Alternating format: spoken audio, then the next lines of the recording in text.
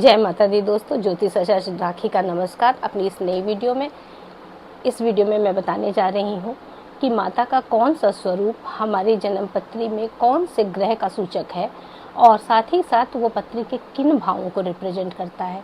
दोस्तों, हम कालचक्र की पत्री के हिसाब से माता के रूपों को, जो जिन ग्रहों को रिप्रेजेंट करती हैं और जिन भावों के स्वामी बनते हैं, यहाँ मैं उस हिसाब से बताऊंगी। तो माता का जो सबसे पहला स्वरूप है वो माता शैलपुत्री का स्वरूप है।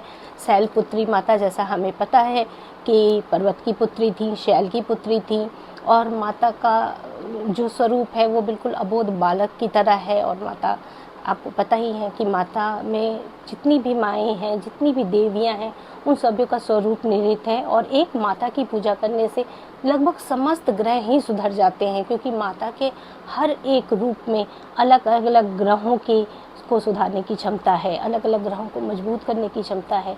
तो शैलपुत्री की उपासना जो करते हैं दोस्तों, आपको पता है कि उनका चंद्रमा बहुत ही अच्छा हो जाता है।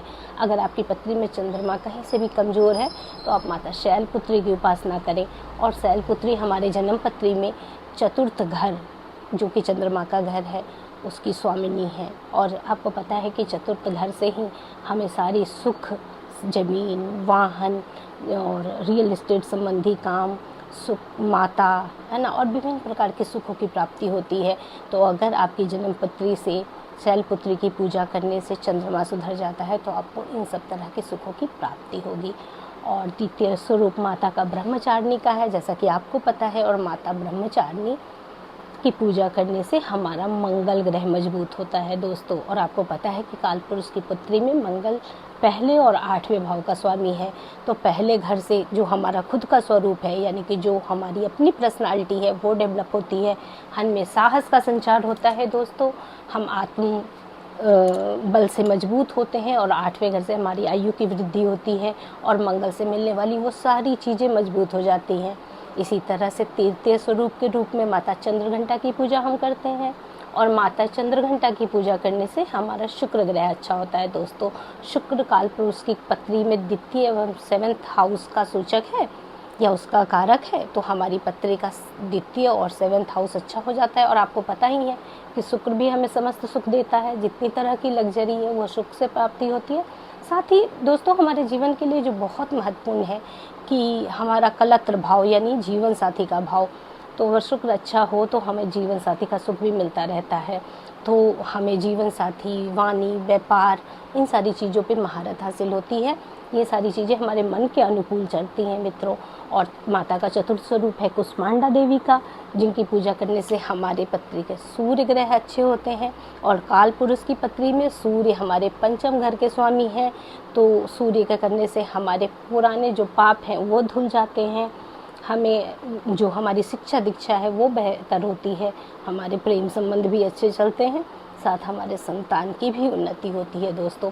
इसी तरह माता के छठे स्वरूप के रूप में हम माता के दोस्तों 5वें स्वरूप के रूप में हम स्कंद माता की पूजा करते हैं, जो कि बुध ग्रह जिससे अच्छा हो जाता है।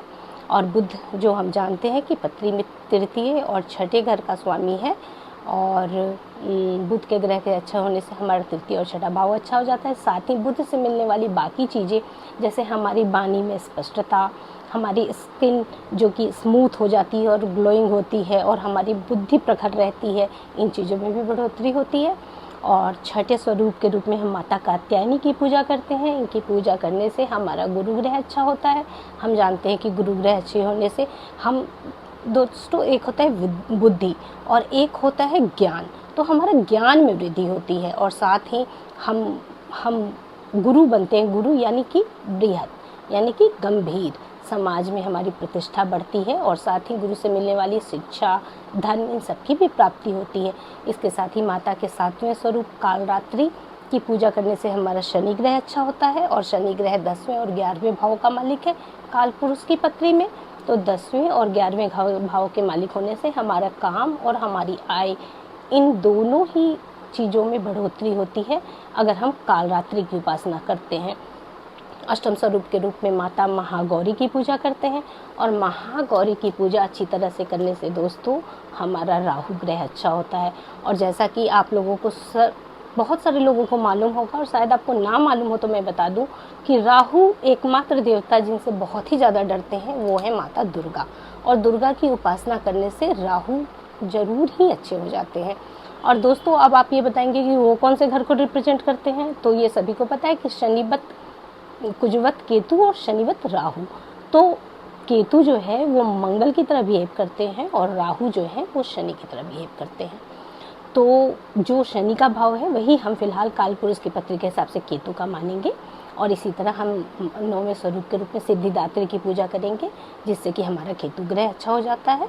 और केतु और राहु भी आपको पता है, ये दोनों ग्रह सुनने में ऐसा लगता है कि ये डरावने हैं या ये पाप ग्रह हैं, लेकिन आपको नहीं पता कि राहु और केतु ग्रह हमें दुनिया की बहुत सारी लग्जरी और हमें अध्यात्म की ऊंचाइयां और मोक्ष ऐसी चीज़ें भी दिलाते हैं। राहु अगर हमारे ऊपर प्रसन्न हो तो अकूत संपत्ति दिलाता है और केतु प्रसन्न हो तो परम मोक्ष की प्राप्ति कराता है। तो दोस्तों अगर हम माता के सारे स्वरूपों की इसी तरह से पूजा करके अपने ग्रहों को सुधारना चाहें तो हम बहुत अच्छी तरह से ग्रहों को सुधार सकते हैं। तो इस नवरात्रि आप इन सारे पर विचार करें और अपने ग्रहों को अच्छा बना लें। ज्योतिषाचार्य राखी का नमस्कार।